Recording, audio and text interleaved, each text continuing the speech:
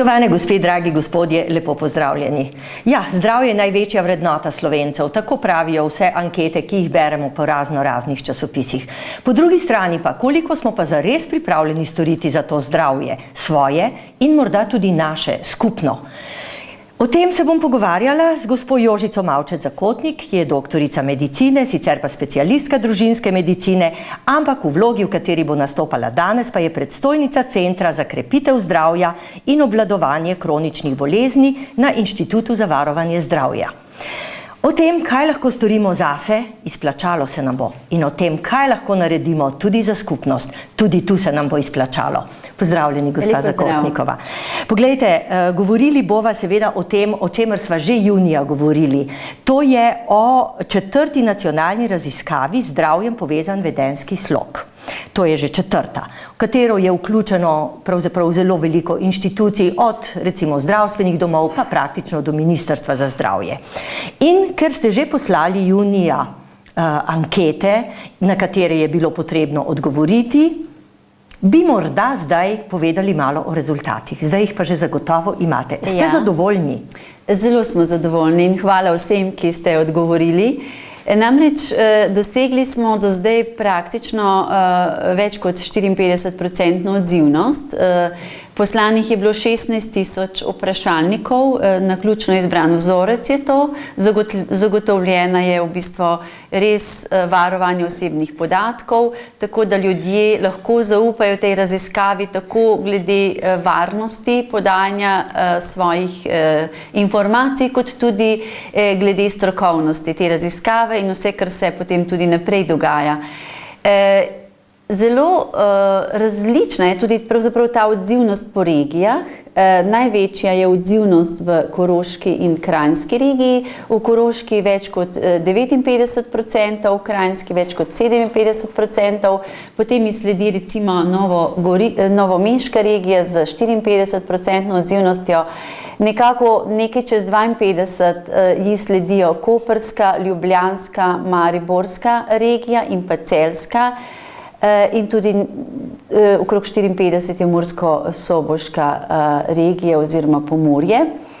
Tako da zelo zadovoljni smo z odzivnostjo, kajti zadostna odzivnost zagotavlja verodostojnost teh analitičnih podatkov, ki jih iz raziskave potem dobimo, tako da se res lahko zanesemo na te podatke, se pravi, kakšen je življenjski slog ljudi, kje so največji problemi glede življenjskega sloga, ki zelo pomembno vpliva na kronične bolezni. In ker je to že 4. raziskava, lahko potem tudi iz trendov, se pravi iz tega, kam se na določenih področjih gibljemo, vidimo, kje smo z določenimi ukrepi učinkoviti ali pa ne.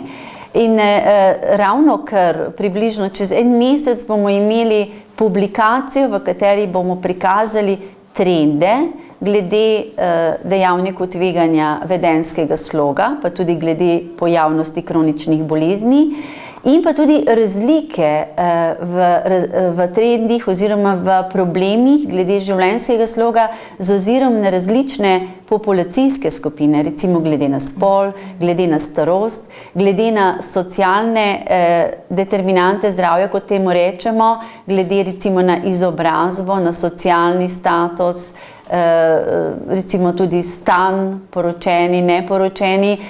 Namreč kažejo se velike razlike.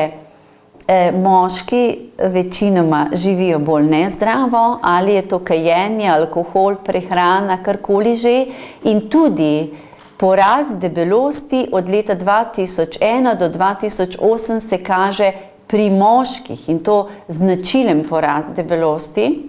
Druga značilnost je, da je nezdrav življenjski slog, karkoli vzamemo od vseh pokazateljev življenjskega sloga, je pri manj izobraženih, pri socialno šibkih, potem tudi pri delavskem razredu, recimo vzhodna Slovenija veliko bolj nezdravo živi kot zahodna Slovenija.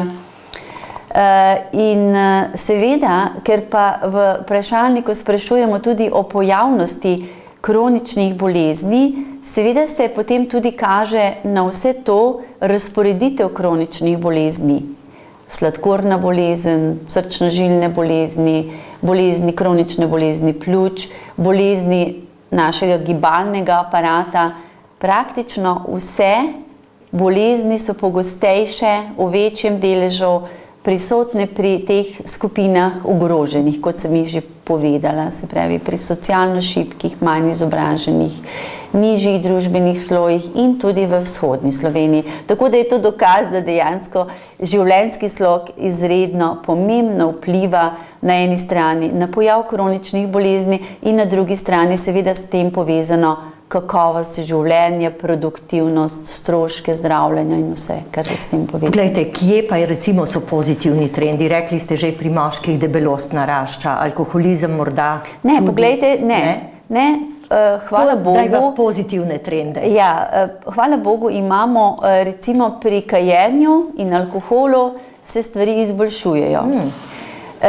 Seveda imeli smo tudi v tem času, se pravi zakon, protitobačni zakon, ki je leta 2007 pravzaprav omogočil, da v prostorih, javnih prostorih sedimo vsi skupaj in ne kadimo, se pravi, da je prepovedano kajenje v javnih prostorih in tudi v gostinskih lokalih. In to se je poznalo, leta 2008 je bil pomembno nižji delež kadilcev, zavidljiv tudi v evropski ravni. Vendar, kot se je slišalo zdaj v zadnjem času neke raziskave, in to bomo videli z našo raziskavo tudi iz leta 2012, da se je ta trend nekoliko povečal, zdaj od 2008 do 2012, ampak težko rečemo, iz naše raziskave še ne moremo, ker bomo to šele videli.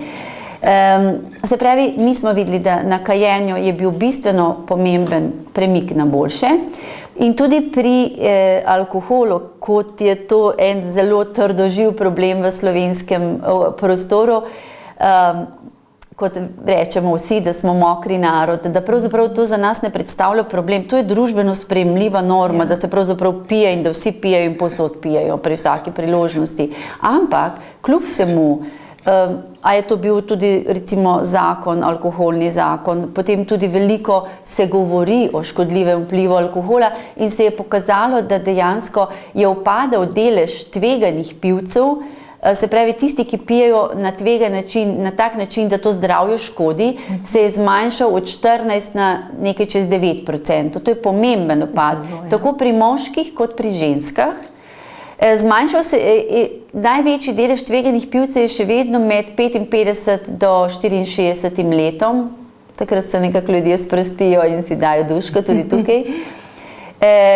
Največji delež pivcev, ki pa pijejo, se pravi, da se opijajo, da pijejo ob eni priložnosti velike količine, je pa med 25 in 39 let, se pravi, mladi se dobijo skupaj na zabavi in se opijajo. Vendar, tudi tukaj je od 2001 do 2008 delež teh tveganih opijanj zmanjšal se. Se pravi, tukaj imamo pozitivne rezultate. Zmanjšalo se tudi uživanje soli, tudi to preveč soli škodi, se pravi, kampanja, ki je v našem prostoru že nekaj let, se pozna.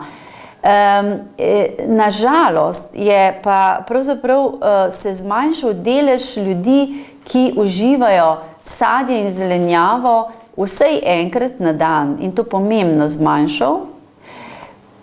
Pravzaprav praktično pri vseh skupinah, tudi pri izobraženih. Zanimivo, ne? Zelenjava ni tako zelo draga. Pa pravzaprav je. Mogoče je to, da ljudje se ne zavedajo tega, da bi pravzaprav lahko jedli bolj sezonsko zelenjavo, tisto, ki res ni draga v času, ko jo je največ. In je čisto prav, da bi sledili tem smernicam. Recimo, da po zimi jemo kislo zelje, kislo repo, da jemo jabolka, ki so takrat tudi bolj poceni. Ne pa malancane uvožene, kdo ve odkot. Pa ne vem, mango in ne vem, kaj še vse. Se pravi, tukaj so nekako trende niso najboljši. Tudi doživljanje stresa se je povečalo in pa predvsem pri nižjih družbenih slojih slabše obvladujejo stres. Tako da tukaj je bil premik na slabše, mogoče bo zdaj celo od 2008 do 2012 še slabše, z ozirom na to, da smo v gospodarski krizi in v recesiji. Pa kljub vsemu bi rekla, da v bistvu te raziskave ne delamo kar tako, da bi recimo zdravstvene strokovnjake ali pa raziskovalce zanimalo, kaj se pravzaprav dogaja, ker bi bili radovedni. Ne? Te raziskave delamo zato, da na osnovi tega zaznamo velikost problema, kam se stvari gibljajo tekom časa in na tej osnovi pripravljajo se najbolj učinkoviti programi, ki so se tudi v svetu pokazali kot učinkoviti in se priporoča tudi politiki, se pravi, to je tudi vloga stroke javnega zdravja, da osvešča, informira in spodbuja politiko, da oblikuje neke sistemske ukrepe, zakonodajo, davčno politiko, okoljsko politiko, izobraževalno politiko v smislu krepitve zdravja, varovanja zdravja. In to je naša vloga, da iz takih raziskav naredimo neke pač informacije za politiko in tudi pravzaprav na tem področju potem aktivno delujemo, da politika sprejme učinkovite sistemske ukrepe, ker to so najbolj poceni ukrepi in dajo največ rezultatov. Na eni strani, ker zdravje se vedno pozitivno vrača družbi, tako v gospodarskem kot družbenem razvoju. Potem po drugi strani pa seveda mi tudi strokovnjaki oblikujemo tudi neke programe, ki se potem v praksi izvajajo. In res dokazano je, lahko povemo pravzaprav slovenski javnosti, da imamo nekaj zelo, zelo učinkovitih preventivnih programov, ki se zelo pozitivno poznajo na zdravju in tudi na pravzaprav prihranku v denarju. Ne? In morda bi omenili katere od teh.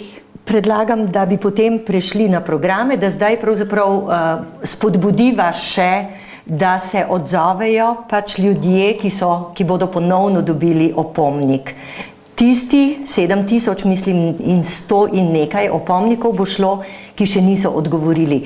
Ampak tu je seveda pomembno, da vsi tisti odgovorite. Dva razloga sta. Osebne nagrade, ki bodo podeljene za vse, ki boste odgovarjali, in seveda tudi družbena korist. Pa mogoče, če greva na tiste osebne nagrade. Tule mogoče, če mi dovolite, dr. Zakotnikova, rada bi še to prebrala. Takole imam zapisano.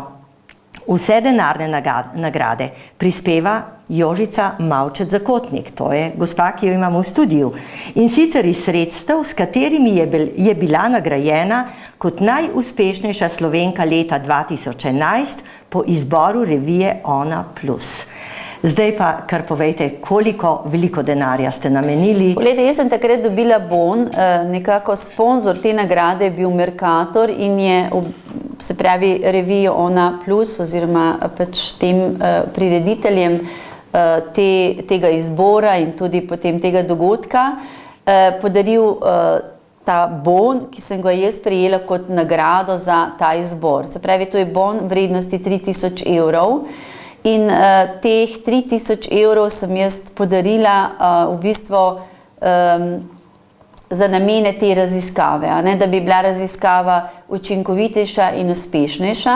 In polovico teh sredstev je namenjenih denarnih nagrad vsem, ki odgovorite na vprašalnik. Še do konca septembra imate čas, da odgovorite na vprašalnik in se potem potegujete vsi, ki ste odgovorili za res te, bom rekla, privlačne nagrade. In sicer 5 nagrad po 100 evrov bo razdeljenih, potem nagrada po 200, 300 in prva nagrada je 500 evrov. Se pravi, že zaradi tega, zaradi denarnih nagrad in možnosti, da za ta trud pravzaprav morda dobimo nagrado ali 500 ali 100 evrov, se lepa splača. Nagrada, zato da napišeš, izpolniš in odpošljaš. No in seveda nagrade so še druge, več jih je, pa zagotovo boste vsi veseli, ki boste pač do tega prišli. Mogoče pa je omeniti, 53 drugih nagrad je še in so vredne tudi pravzaprav recimo mestno kolo, Bauer je eno od teh, potem so vikend paketi, se pravi 3 vikend paketi so v zdravilišču Radenci, Kranjska Gora, Sava hoteli, potem v Lendavi, Terme Lendave, potem je 5 nočitev v penzionu Kranjske Gori, potem so vstopnice za ogled Škocjanskih jam, celodnevna kopanja v termah Krka. Skratka, zelo privlačne nagrade. Zelo veliko nagrad je, zaradi katerih se splača pravzaprav potruditi. Ampak, doktor Zakotnikova, poglejte, pomembno je, da se potrudimo tudi zaradi nas vseh. In rekli ste mi pred oddajo, da pravzaprav na ta način, ker ti vprašalniki pridejo nazaj, ker imamo pravo oceno zdravstvenega stanja v naši državi, da na ta način lahko izdelamo prave programe, da ste na podlagi tega že izdelali določene programe na preprečevanju srčno-žilnih bolezni, teče že dejansko 10 let, in da rešite preventivno 600 ljudi pred gotovo smrtjo in da je še 600 ljudi rešenih, to se pravi 1200 smrti letno prihranjenih tudi zaradi zdravljenja. Pravzaprav to pa ni omembe vredno, če pomislimo, da teh 1200 ljudi nosi imena in priimke, da danes lahko vseka v vaši družini, jutri v moji. Res je, poglejte, program preprečevanja srčno-žilnih bolezni, ki poteka na eni strani v osnovnem zdravstvu, se pravi v vseh ambulantah družinske medicine, in se potem tudi pravzaprav ukrepi pa izvajajo v tako imenovanih preventivnih centrih v zdravstvenih domovih, kjer se izvajajo različne podporne delavnice za spremembo življenjskega sloga, je pokazal neverjetne zavidljive rezultate. Namreč letno dokazano se reši 600 življenj zaradi preventivnih ukrepov, zaradi takih ukrepov. Kot ste sama povedala, dodatno 600 življenj zaradi izboljšanih metod zdravljenja. In to v 10 letih se je ta naša umrljivost tako zmanjšala na področju srčno-žilnih bolezni, da res smo zdaj po tej umrljivosti pod povprečjem Evropske unije. In moram reči, da se res pozna to naše delovanje. Seveda je bilo tudi podprto z politikami, prehransko politiko, kot smo že prej povedali, ukrepi na področju telesne dejavnosti, kajenja, alkohola, manj seveda na področju duševnega zdravja. Skratka, splača se skupaj delovati za boljše zdravje in ljudje seveda tudi spreminjajo življenjski slog. Seveda v neugodnih okoliščinah, kot so sedaj, in v stiski, kot je pravzaprav zadnja leta, je veliko posameznikov in skupin ljudi, ki težko razmišljajo o zdravem načinu življenja, ker pravzaprav komaj preživijo. Ampak kljub vsemu, se pravi sistem, stroka, preko takih programov, kot smo omenili, program preprečevanja srčno-žilnih bolezni, kjer recimo vsi družinski zdravniki izvajajo preventivne preglede za srednje staro populacijo od 35 do 70 let, moški, ženske, pogledajo oziroma pregledajo na dejavnike tveganja življenjskega sloga, prehrana, gibanje, kajenje, alkohol, debelost. Nekaj podobnega, neka mini anketa. To je to, seveda, osebna anamneza glede življenjskega sloga, potem tudi že biološki dejavniki, kot so krvni sladkor, holesterol, krvni tlak. In potem se na osnovi metodologije izračuna, kakšna je neka celokupna ogroženost tega posameznika, da bo v naslednjih 10 letih zbolel za boleznimi srca in ožilja, katerokoli od ali srca ali možganov, perifernega žilja na nogah. In se potem vse tiste, ki imajo veliko tveganje, da se to zgodi, se potem z njimi in zdravnik in posebej usposobljene medicinske sestre, fizioterapevti in drugi kadri ukvarjajo s podpornimi aktivnostmi, svetovanjem, delavnicami, zato da ljudje se začnejo zdravo prehranjevati, da opustijo kajenje, da manj pijejo, da se gibljajo, da pridobijo zdravo telesno težo. Se pravi, tudi programi zdravega hujšanja so v teh tako imenovanih preventivnih centrih in vse te delavnice so pravzaprav zastonj, ker jih plača zdravstvena zavarovalnica. To je tudi unikaten primer pravzaprav v svetu, da imamo tako dostopen preventivni program pravzaprav vsem, tudi tem, ki so bolj ogroženi in ki bi si pravzaprav težko plačali, da grejo v fitness centre, imajo pa možnost, da se v te programe vključijo. In res pa je, da vidimo, da se tudi ti ljudje, ki so bolj na robu družbene lestvice, pravzaprav tudi preventivne programe manj vključujejo. Se pravi, da je potrebno tukaj zmanjševati neenakosti v zdravju, da mora zdravstveni sistem biti tudi pozoren, da pravzaprav te ljudi najde in jih pripelje tudi na preventivne preglede, ker marsikdaj se ne odzovejo in ne pridejo. Se pravi, naš program omogoča, da vsi ljudje odkrijejo vsa svoja tveganja za zdravje in hkrati ima te programe, delavnice za zdravje, za zdrav življenjski slog v teh preventivnih centrih, ki se jih lahko udeležijo brezplačno. In se pravi, skupaj s stroko in svojo voljo lahko pravzaprav optimalno varujejo svoje zdravje. Svoje osebno, ne? Svoje osebno zdravje. Po drugi strani pa poglejte, kar je tudi zanimivo. To je kot neke vrste peticija, pravzaprav podpisovanje neke peticije po nekih zahtevah, če lahko tako rečem, takole izpolnjena anketa, če je res verodostojna, če je dovolj veliko ljudi vključenih. Namreč politika se potem tudi ne more več sprenevedati. Jasno in glasno se ji da predstaviti, tako in tako je stanje in ni izgovora, da se tudi zakonodaja ne bi menjala. Absolutno. Ali vam uspeva tudi na tem področju veliko storiti? Poglejte, žal je pri politiki malo težje, dostikrat, prevečkrat, no. Bom rekla, politika se menja, a ne? Politika se vsake 4 leta menja, veliko dobrega je bilo zastavljeno, ko je nova politična opcija prišla. Pa so bile druge prioritete. Ali pa so šli ti programi v predale in so se pravzaprav stvari na nek način izgubile in potem je potrebno vedno znova in znova ozaveščati, spodbujati in potem, ko skoraj dosežeš, se spet politika zamenja. Ampak, kljub vsemu, pa poglejte, vidimo, da nam pada uživanje zelenjave in sadja, da nam narašča debelost, da smo tudi po uživanju sladkih pijač pri otrocih in mladostnikih na prvem mestu v Evropi, po neki drugi raziskavi spet, a ne, ker so otroci vključeni. In poglejte, mi ne moremo pravzaprav potem pričakovati od družbe, od otrok, pa tudi od recimo socialno ogroženih, če imamo recimo, ne vem, če so te sladke pijače pravzaprav skoraj zastonj, če se avtomati v šolah niso več. Smo jih odstranili, hvala Bogu, to je bil zelo dober ukrep, smo uspeli, da je politika odstranila zakonodajno, odstranila avtomate iz šole. To je zelo dobro. Ampak poglejte, marsikatera država je sprejela davčno politiko že v Evropi, da so recimo nezdrava živila, sladke pijače obdavčene in da so zelo drage, In če so sladke pijače drage, potem seveda ne bodo šli tistega kupovati.